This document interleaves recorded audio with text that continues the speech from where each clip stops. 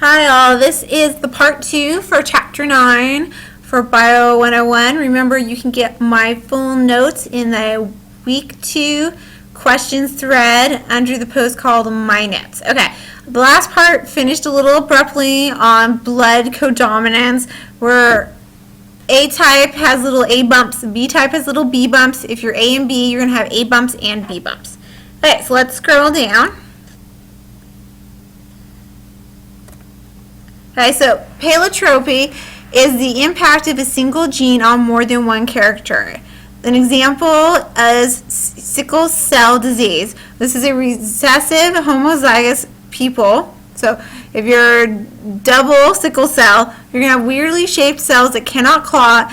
Incomplete dominance is shown with this trait. So if you're heterozygous with this, so you're a carrier, you're going to still have oddly shaped cells, but they're not as messed up, and you will get malaria less often due to this strange shaped cell. So think about why in evolution you might want to have this heterozygous form exist, even though the homozygous recessive is going to have a lot of issues. There's a checkpoint. Polygenic inheritance. The additive effects of two or more genes on a single phenotypic character. Remember, that's what you look like. A person who has like big A, big A, big B, big B, big C is very dark. While a person has little a, little A, little B, little B, little C is an individual who might be very light skinned if you're talking about skin tone. And if you're big A, big B, little B, big C, big little C, you might be an intermediate shade.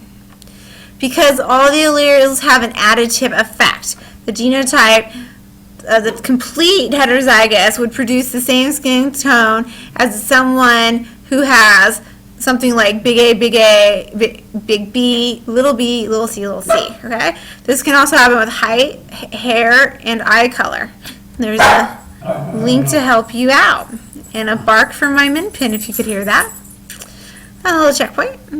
Chromosome theory of inheritance. Let me yell at my... Okay, my min pin has decided to be quiet, so let me continue. Just got distracted. Chromosome theory of inheritance. Genes are located at specific positions on chromosomes, and that the behavior of those chromosomes during meiosis and fertilization accounts for the inheritance of patterns. So usually genes that are close together are inherited together, because it's really unlikely to have a crossing over event if you're really close to each other. Because the recombination, think crossing over frequencies between little g and little c and L and GC. Do I have a picture? Let's see. Nothing good. Okay. Okay, so between the crossing over, okay, because the frequencies of G and C and between L and C are approximately half the frequencies of between G and L. Gene C must lie roughly between G and L. So if you think of a straight line, it makes sense that the more frequent the crossing over, the farther apart your letters are. The less frequent, the closer together they are. Alright, so let's do an example. And a map is called the linkage map. So here I have an example. Well, A, and there's a distance of 0.2, then there's B, a distance of 0.8, and then S. So we spell it abs. So A is 0.2 from B, B is 0.8 from S. This means that A, B almost always get inherited together, right? Because they're really close to each other. Well, A and S are far apart, so there's no guarantee, right? And B and S are a little closer, so it's less often that they would be separate, but not as often as A and S.